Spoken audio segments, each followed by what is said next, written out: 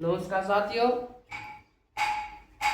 कल हमने बोल्ट-इन सेक्शन की फर्स्ट क्लास फर्स्ट क्लास के बारे में हमने आपको बताया था।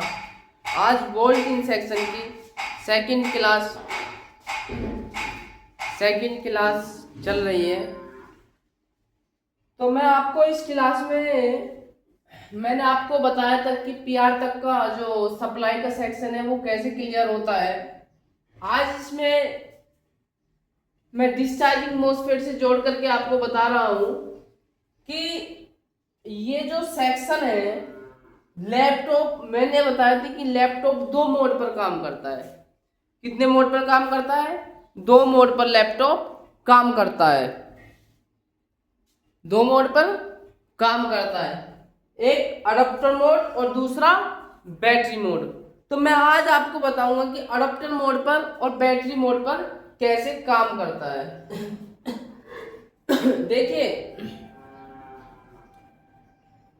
मैं एक बार वो पहला सेक्शन भी थोड़ा सा इसी में रिपीट कर करके मैं बता रहा हूं। देखिए, जैसे हम अडॉप्टर लगाते हैं तो B+19 वोल्ट इस कॉइल पर आता है।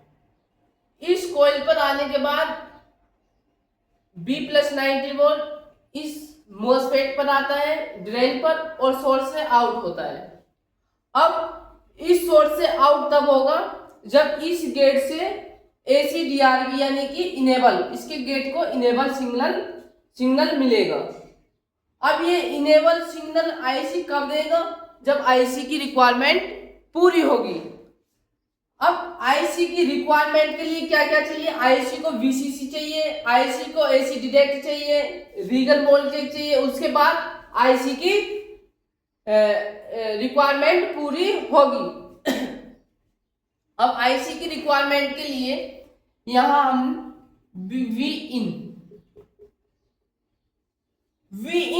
फर्स्ट मोसफेट से पहले अगर वीसीसी आती है तो फर्स्ट मोसफेट से पहले कॉइल के बाद इस पर भी एक नंबर पर 19 वोल्ट इस कॉमन कैथोड डायोड पर आती है। इस कॉमन कैथोड डायोड से होते हुए एक बीच में ये 10 किलो का एक रजिस्टर लगा होता है। इससे फिर वीसीसी सप्लाई आईसी को मिल जाती है। फर्स्ट एक आईसी की पहली रिक्वायरमेंट पूरी हो गई है। अब आईसी को इनेबल सिग्नल चाहिए। इनेबल सिग्नल के लिए एक डिवाइडर का यूज किया जाता है, क्योंकि इसकी इनेबल के लिए कम वोल्टेज की आवश्यकता होती है। 9 वोल्टेज नहीं दे सकते इस पे। तो हमने यहीं से B+19 वोल्ट फर्स्ट मोसफेट से पहले ही हमने यह वोल्टेज डिवाइडर बना दिया और डिवाइडर के थ्रू हमने इस आईसी को इनेबल सिग्नल दे दिया। 2.5 या 2.6 इंच पर इनेबल सिग्नल आएगा। जब हमने इसको इनेबल सिग्नल दे दिया, अब क्या होगा? तीसरे नंबर पर इसी आईसी पे रीगन वोल्टेज बनना चाहिए, क्योंकि ये एन चैनल का जो मोसफेट है इसके गेट को इनेबल करने के लिए हैवी वोल्टेज की जरूरत होती है। अब इसके बाद जब ये ओके होगा तो इसके बाद रीजन वोल्टेज बनेगा। रीजन वोल्टेज 6 वोल्ट, अगर रीजन वोल्ट 6 वोल्ट बनता है तो यह मान लिया जाता है कि जो है 6 वोल्टेज कि ये जो आईसी है अगर इस पर 6 वोल्टेज बन रही है तो 50% ये मान लिया जाता है कि ये जो आईसी है ये 50% ओके है। इसके बाद जो हमें ACDRV के गेट इनेबल होने के लिए हमें जो इसके वीसीसी पर वोल्ट मिलती है 19 वोल्ट और plus region volt, 19 volt plus region volt, इसको जो प्लस करने के बाद यानी कि 25 वोल्ट से इसका ACDRV इस पर आएगी, फिर उसके बाद इसका गेट इनेबल होगा। अब इसका जैसे ही गेट इनेबल होगा, इसके गेट इनेबल जैसे ही ये फर्स्ट मोसफेट सप्लाई को आउट करेगा सेकंड मोसफेट के लिए, तो यहाँ से एक CMSRC IC पर आएगा और ये CMSRC IC को ये बताएगा कि फर्स्ट मोसफेट ने अपनी सप्लाई को आउट कर दिया है, यानी कि रिलीज कर दिया है। अब जैसे ही ये इस पर जाएगा, सेकंड मोसफेट पर जाएगा, तो CMSRC ने ये बता दिया। जैसे ही CMSRC इसको IC को बताती है, तो यहां से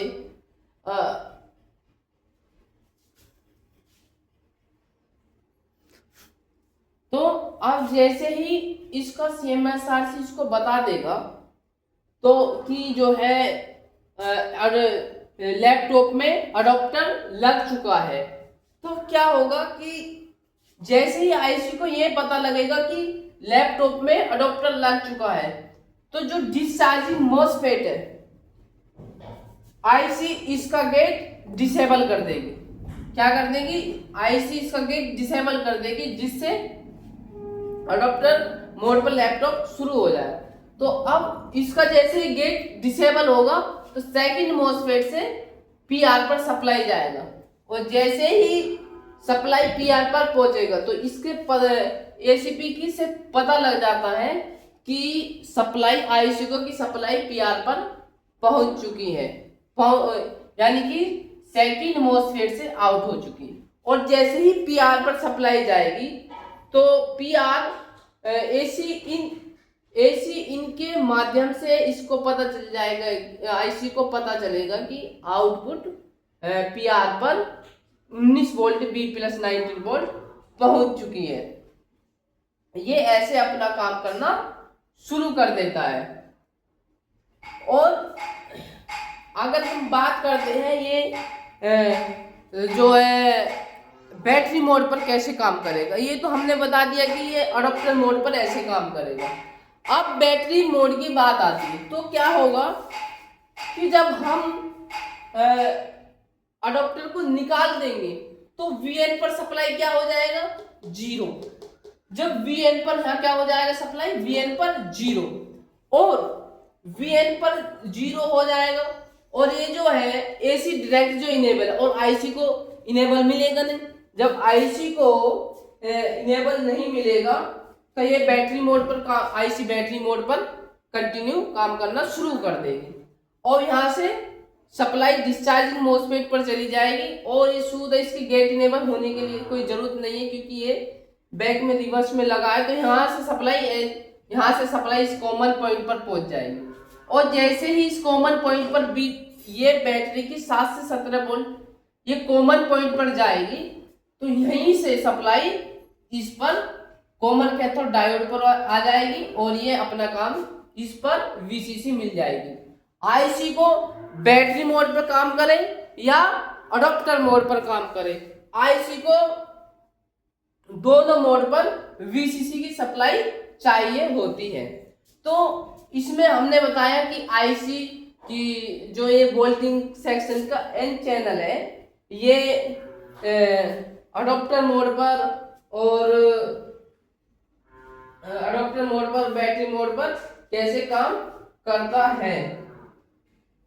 तो अगर आपको कोई डाउट हो तो कमेंट सेक्शन में आप बता देना। ये डिस्चार्जिंग मोसफेट है, डिस्चार्जिंग मोसफेट होता है, ठीक है। तो मिलते हैं अगले सेक्शन में। थैंक यू, धन्यवाद बहुत बहुत, और ऐसे चैनल पे बने रहिए और वीडियो को लाइक शेयर और कमेंट्स करते रहिए, क्योंकि ये बहुत मेरे साथ साथ बहुत सारे बच्चों का भविष्य, अगर आप मुझे आगे बढ़ाएंगे तो आप भी आगे बढ़ेंगे। और धन्यवाद, सभी भाई ज़रूर सपोर्ट करें और दिल से तहे दिल। हाँ, आपका सपोर्ट मिलेगा तो हो सकता है क्लास को और अच्छी बना दी जाए, क्योंकि अभी मेरे पास छोटा बोर्ड है और आप सहयोग करेंगे तो थोड़ा बड़ा भी हो सकता है, हो जाएगा। धन्यवाद, थैंक यू।